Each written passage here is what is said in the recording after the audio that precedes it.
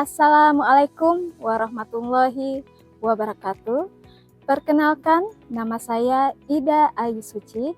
Saya adalah salah satu dosen program studi agroteknologi Fakultas Pertanian, Sains dan Teknologi Universitas Pancabakti yang berada di Kota Pontianak, Kalimantan Barat.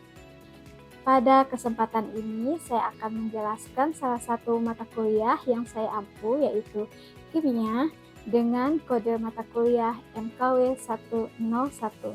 Mata kuliah kimia merupakan mata kuliah wajib program studi agroteknologi yang dilaksanakan pada semester 1 yang berjumlah 2 SKS yang terdiri dari 1 SKS teori dan 1 SKS praktikum.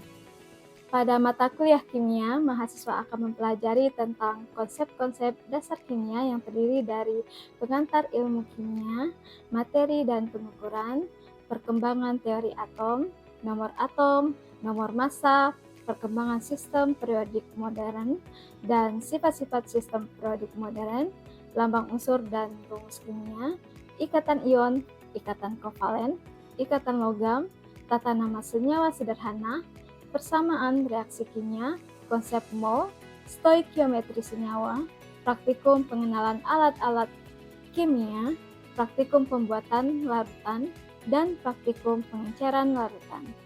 Adapun capaian pembelajaran mata kuliah atau CPMK kimia ada 7, yaitu mahasiswa diharapkan mampu 1. Memahami konsep pengantar ilmu kimia, materi dan perubahannya serta pengukuran.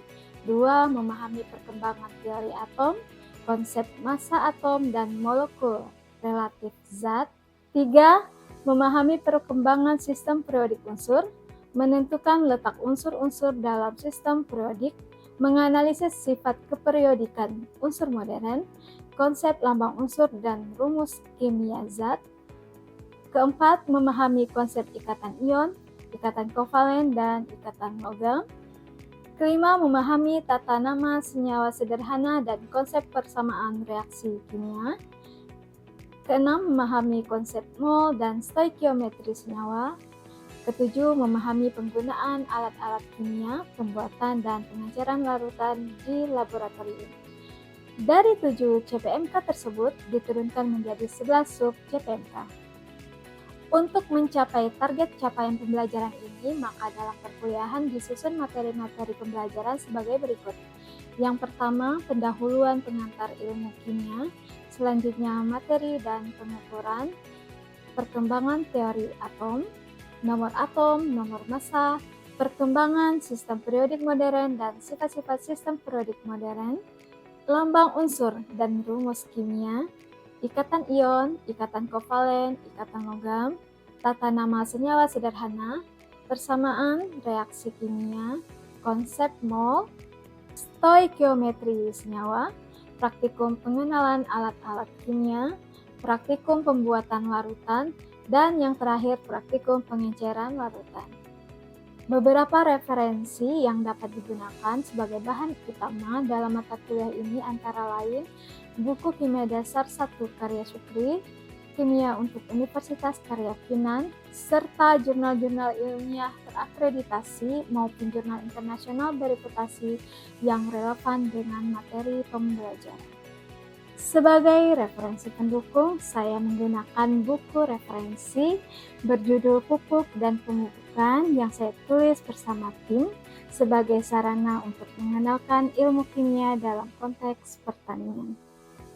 Mata kuliah ini terdiri dari 16 kali pertemuan yang mencakup 14 kali penyampaian materi dan 2 kali evaluasi yang mencakup ujian tengah semester dan ujian akhir semester. Sistem pembelajaran di Fakultas Pertanian, Sains dan Teknologi Universitas Pancabakti menerapkan sistem pembelajaran blended learning, yakni pembelajaran luring atau tatap muka dan daring atau online. Dalam perkuliahan ini, pembelajaran luring dilaksanakan di ruang kelas, sedangkan pembelajaran daring menggunakan platform seperti Zoom Meeting, Google Meet, dan WhatsApp Group. Pengumpulan tugas dilakukan secara online melalui Google Classroom. Kegiatan praktikum sepenuhnya dilaksanakan secara luring di Laboratorium Fakultas Pertanian, Sains, dan Teknologi.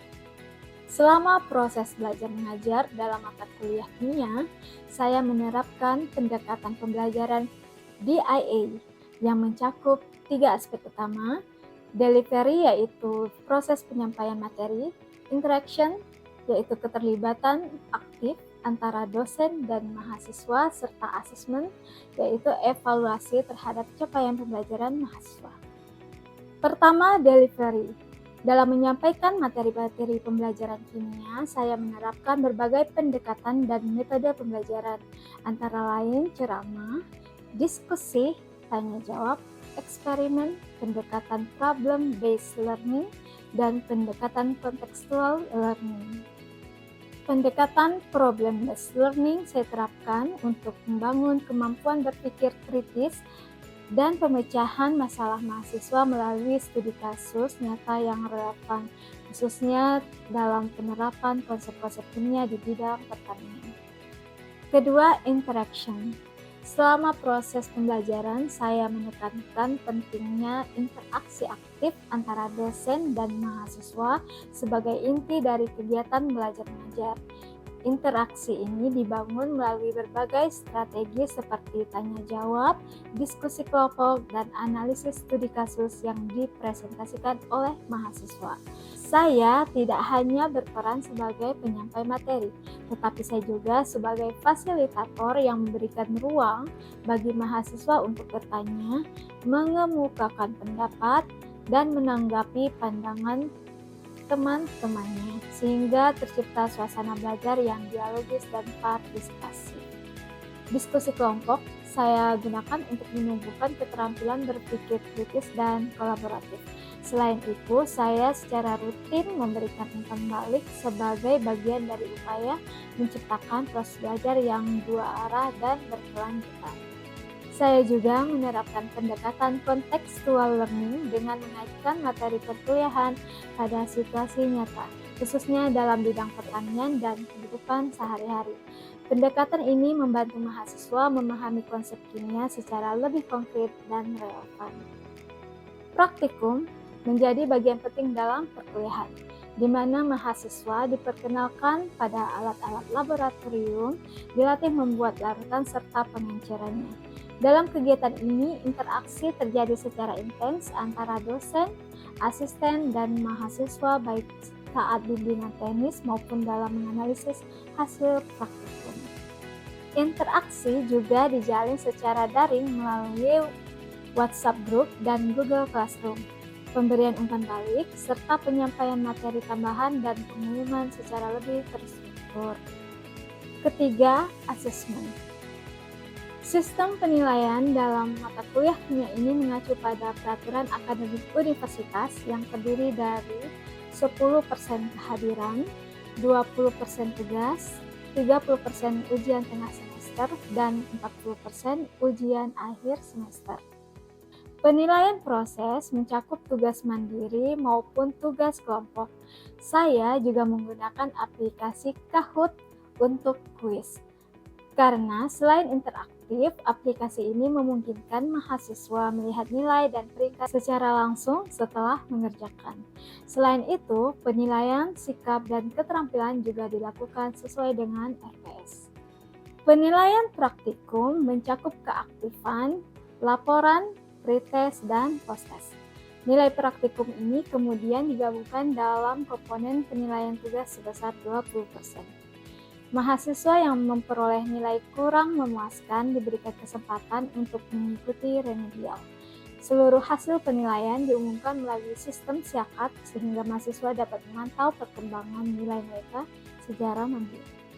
Berikut ini saya tampilkan video proses pembelajaran pada mata kuliah kimia dengan materi tata nama senyawa sederhana. Selamat menyaksikan. Assalamualaikum warahmatullahi wabarakatuh.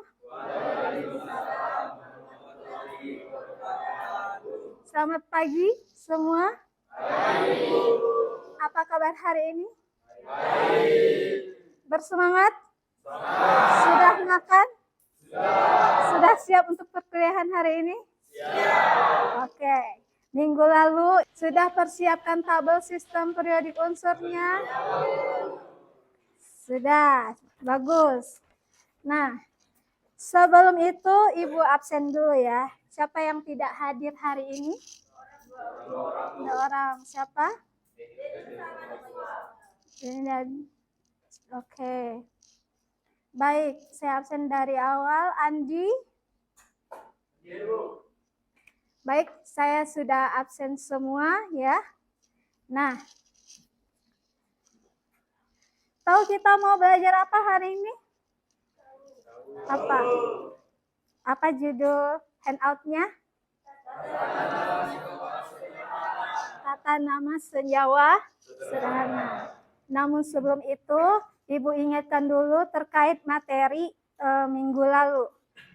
Minggu lalu itu kita sudah belajar tentang apa? Ya, bagus Dela. Perbedaan unsur logam dan non-logam. Nah, namun sebelum itu, perhatikan dulu gambar berikut ini. Nah, manakah yang termasuk golongan logam dan non-logam? Baik, Ibu tanya dulu. Ini gambar. Nah, sekarang Anda klasifikasikan mana yang termasuk golongan logam dan non-logam. Baik, yang pertama pensil. Penghapus. Tunggu, Ibu tanya. Sulfan. Buku. Kalau begitu apa bedanya antara unsur logam dan non-logam?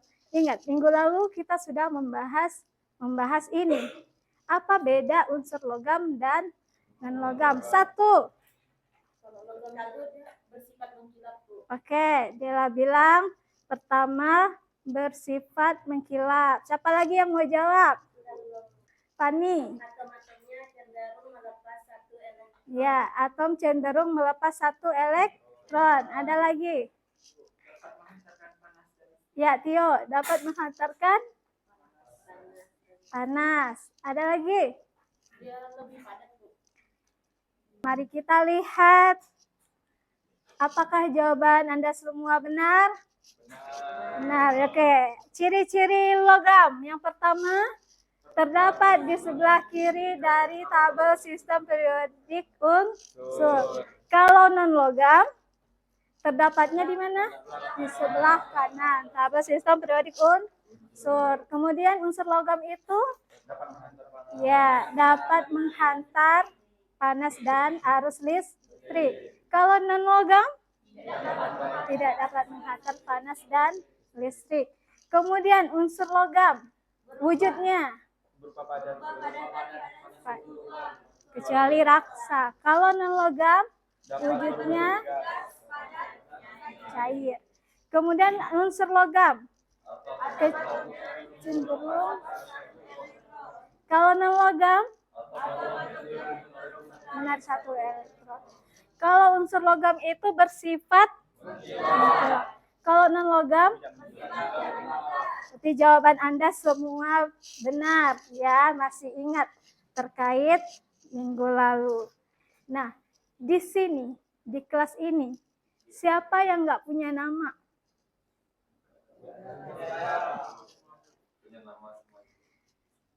Abang yang di belakang, Bang Tio, iya ya, namanya Tio kan?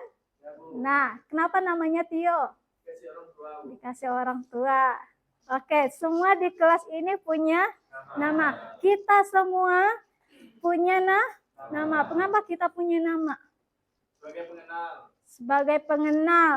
Terus? Ciri khas. Terus? Identitas. Kemudian lagi, seperti garam. Garam dapur yang kita makan sehari-hari, tahu nggak apa namanya? Nama senyawanya? Natrium apa? Klorida, ya pintar. Natrium klorida, air. Nah, air yang biasa kita minum. Apa nama senyawanya? Air, ayo. H2, H2O. Baik. Pada hari ini capaian pembelajaran kita adalah mahasiswa mampu menuliskan rumus kimia, zat tentang nama senyawa biner, dan poliatom sederhana. Baik, tabel sistem periodik unsur sudah siap ya?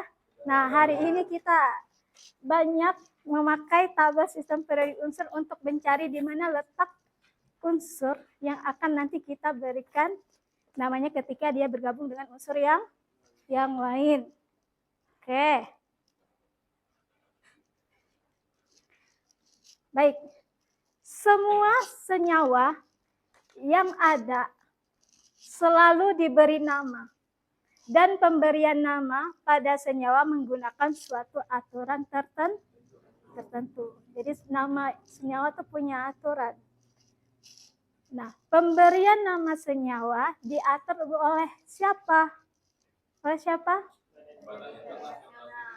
Oleh Badan Internasional di bidang kimia, yaitu IUPAC. Jadi yang mengatur penamaan senyawa itu adalah IUPAC. Apa tuh kepanjangan IUPAC? International Union of Pure and Applied Chemistry. Ya, ini kepanjangannya ya. International Union of Pure and Applied Chemistry. Badan yang mengatur terkait penamaan suatu senyawa. Jadi di semua negara namanya sama karena diatur oleh Badan IUPAC ini. Oke. Nah, kita hari ini akan belajar bagaimana menamakan senyawa biner, menamakan senyawa asam, kemudian senyawa basa, dan senyawa poliatom. Pertama adalah senyawa biner. Mengapa dikatakan biner? Jadi, senyawa biner adalah senyawa yang terbentuk dari dua unsur. Masih ingat H2O rumus kimianya apa? H2O adalah rumus kimia untuk air. Ada berapa unsurnya? Dua, apa dan apa? Ya, bentar. H dan oksigen. Saya tanya, ini H2O kira-kira logam dengan non-logam atau non-logam dengan non-logam? Non-logam dengan non-logam. Nah, tapi yang pertama kita bahas dulu penamaan senyawa biner terkait logam dengan non-logam dulu ya. Jadi ingat, senyawa biner ada logam dengan non-logam, ada non-logam dengan non-logam. Dan itu. Nah, yang ini Ibu mau ada yang maju ke depan untuk BaCl2 dan menjelaskan. Siapa yang mau? Ya, Ronald, silakan maju ke depan.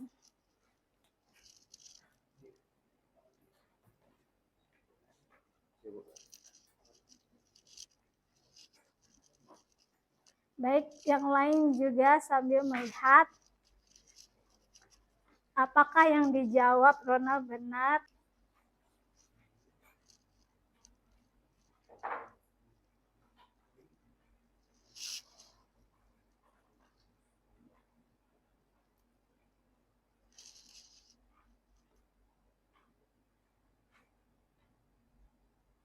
Baik, selamat pagi semuanya. Baik, yang kita ketahui BaCl2 itu adalah barium klorida. Yang berarti barium itu merupakan unsur logam, sedangkan klorida itu unsur non logam atau ion negatif. Ya, barium dari logam, Cl dari non-logam. Berarti namanya barium klorida. Ya, betul ya. Kita tepuk tangan untuk Ronald. Ya, betul. Dan teman-teman yang tadi menjawab benar. Baik, kita lanjut untuk penamaan senyawa biner non-logam dengan non-logam. Nah, Kalau yang tadi logam dengan non logam, yang ini untuk non logam dengan non logam. Yang pertama adalah tuliskan jumlah unsur pertama, kemudian diikuti dengan nama unsur non logam pertama. Jadi jumlah unsur diikuti dengan nama unsur untuk non logam pertama. Kemudian menuliskan jumlah unsur kedua, diikuti dengan nama unsur non-logam kedua, diberi akhiran ida. Berarti ini jumlah unsur dituliskan, nama non-logamnya dituliskan. Ada pertanyaan? Bu, saya ingin bertanya, Bu. Iya. Perkenalkan, nama saya Wendy. Saya ingin menanyakan apa itu jumlah unsur. Ya. Apa itu jumlah unsur? Ada yang masih ingat? Kita perhatikan ya. Nah, di sini nanti kamu akan lihat di mana jumlah unsur itu. Nah, ini jumlah unsur. Jumlah unsur ini seperti ini. H2O. Ada berapa tadi jumlah unsurnya? 2. Berapa jumlah atomnya? 2. Untuk H? Ada 2. Oksigen? 1. Ada 1. Nah, jumlah unsur yang dimaksud di sini adalah yang mengikuti dari jumlah atom. Nanti disebutkan. Kalau tadi non-logam dia enggak disebutkan, tapi di dalam non-logam dengan non-logam jumlah unsur disebutkan. Nah, ini harus dihafal. Kalau 2 nama jumlah unsurnya adalah di. Berarti gini, 2 di, 1 mono. Tapi mono ini untuk non-logam pertama tidak disebut. Kalau dia yang kedua dia disebut untuk jumlah unsur yang kedua. Nah, perhatikan. Tahu CO2? Apa tuh? Karbon dioksida. Apa tuh karbon dioksida? Ya, yang dihirup apa? Kalau kita bernapas menghirup apa? Melepaskan apa? Karbon dioksida. Nah, N2O3. Siapa yang mau menjelaskan mengapa namanya itu? Yang di slide Ibu. Ya, Widi, kenapa? Coba jelaskan ke depan. Maju.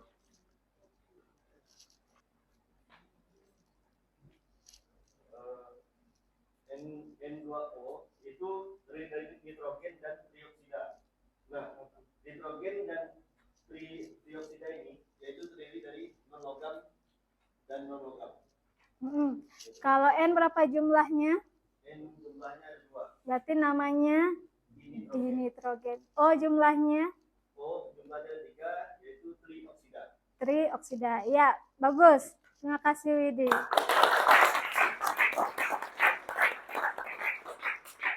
Baik, kita lanjutkan senyawa asam. Senyawa asam, kata kuncinya adalah asam. Senyawa gabungan H dengan atom-atom non-logam lainnya. Cara penamaannya menggunakan awalan asam diikuti dengan nama pasangannya, dan diakhiri dengan kata ida. Ada pertanyaan? Ya? Kenapa cara penamaannya itu harus menggunakan awalan asam? Kenapa tidak kata-kata lain? Oke, pertanyaan yang bagus dari Yugo. Mengapa dia senyawanya asam? Ada yang tahu? Belum tahu. Ingat, asam itu dari suatu unsur H+. Nah, mengapa dia asam? Ada H+ di dalam suatu senyawa. Jadi lihat di sini. Ada nggak H-nya? Ada di sini? Ada. Di sini? Ada. Berarti yang ada awalan hidrogen itu kationnya adalah H+. Itu adalah kunci dari senyawa asam. Sebutkan asamnya, kemudian sebutkan pasangannya, diikuti dengan akhiran ida. Materi selanjutnya. Nah, tadi kan udah senyawa biner. Terus apa lagi? Senyawa asam. Terus senyawa basa. Yang ini yang terakhir adalah senyawa poliatom. Coba siapa yang tahu? Poliatom itu, mengapa dikatakan poliatom? Ya, karena lebih dari 2 atom. Dari nomor 1 sampai 5, Ibu minta nanti maju ya, yang menjawab dan kasih alasan mengapa Anda menjawab itu. Boleh sharing sama temannya yang dekat, berdua. Saya kasih waktu 15 menit, cukup? Cukup ya. Jadi Na3PO4 itu mengapa disebut natrium fosfat? Karena di sini Na3 ini termasuk positif, kalau yang PO4 ini termasuk negatif. Iya, berarti Na itu masuk kategori ion positif. Sedangkan ion negatifnya itu dia PO4. PO4 apa? 3 min. PO4 3 min. Ya, PO4 3 min. Sudah jelas semua? Sudah jelas ya? Oke, kalau gitu saya ingatkan lagi. Tadi kita belajar tentang senyawa apa aja? Biner. Biner antara apa? Kemudian logam, kemudian asam, dan tadi kalau biner itu logam dengan non logam. Gimana kasih namanya? Siapa yang masih ingat? Ya. Terus diakhiri dengan? Jadi minggu depan dibaca dulu ya materi terkait persamaan reaksi kimia. Nanti kita akan lebih bahas lebih lanjut. Kemudian nanti sebelum kita perkuliahan, kita kuis dulu untuk minggu depan tentang apa yang telah Anda pelajari, Anda baca dengan menggunakan aplikasi Kahoot. Baik, tugasnya dikumpulkan H-1 ya, sebelum perkuliahan minggu depan. Baik, saya cukupkan perkuliahan hari ini. Assalamualaikum warahmatullahi wabarakatuh. Waalaikumsalam warahmatullahi wabarakatuh.